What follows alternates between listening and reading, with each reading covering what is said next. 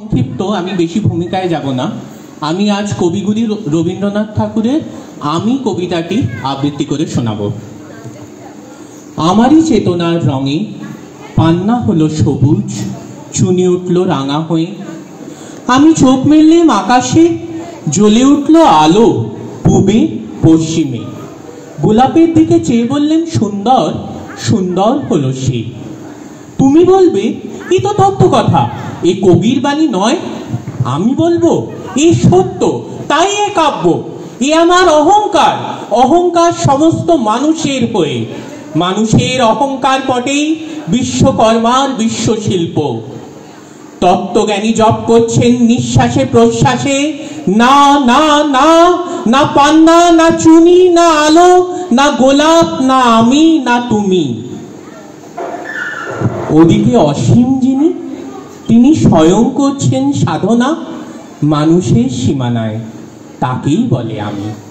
সেই আমির গহনে আলো আধারে ঘটল সঙ্গম, দেখা দিল রূপ, জেগে উঠল রস। না কখন ফুটে উঠে হলো হ্যাঁ মায়ার মন্ত্রে, রেখায় রঙে, সুখে দুঃখে। একে বলো না তত্ত্ব, আমার মন হয়েছে পুলকিত বিশ্ব আমির রচনার আসরে।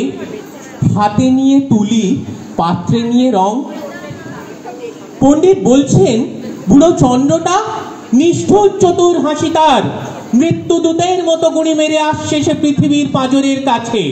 একদিন দেবে চরম টান তার সাগরে পর্বতে। মত্ত লোকের মহাকালের নতুন খাতায় পাতা জুড়ে নামবে একটা শূন্য, গিলে ফেলবে সে দিন রাতের জমা খরচ। মানুষের কীর্তি হারাবে অমরতার ভান, তার ইতিহাসে লেপে দেবে অনন্ত রাত্রির কালি। মানুষের যাওয়ার দিনের চোখ বিশ্ব থেকে নিকিয়ে নেবে রং, মানুষের যাওয়ার দিনের মন ছানিয়ে নেবে রস। শক্তির কম্পন চলবে আকাশে আকাশে, জ্বলবে না কোথাও আলো।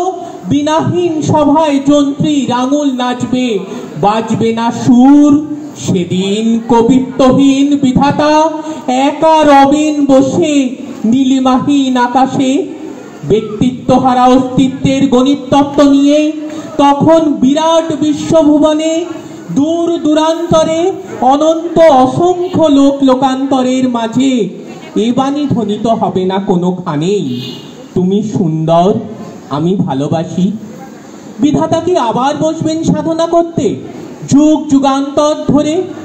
প্রলয় সন্ধ্যায় জপ করবেন, কথা কও, কথা কও। বলবেন বলো তুমি সুন্দর, বলবেন বলো আমি ভালোবাসি। ধন্যবাদ।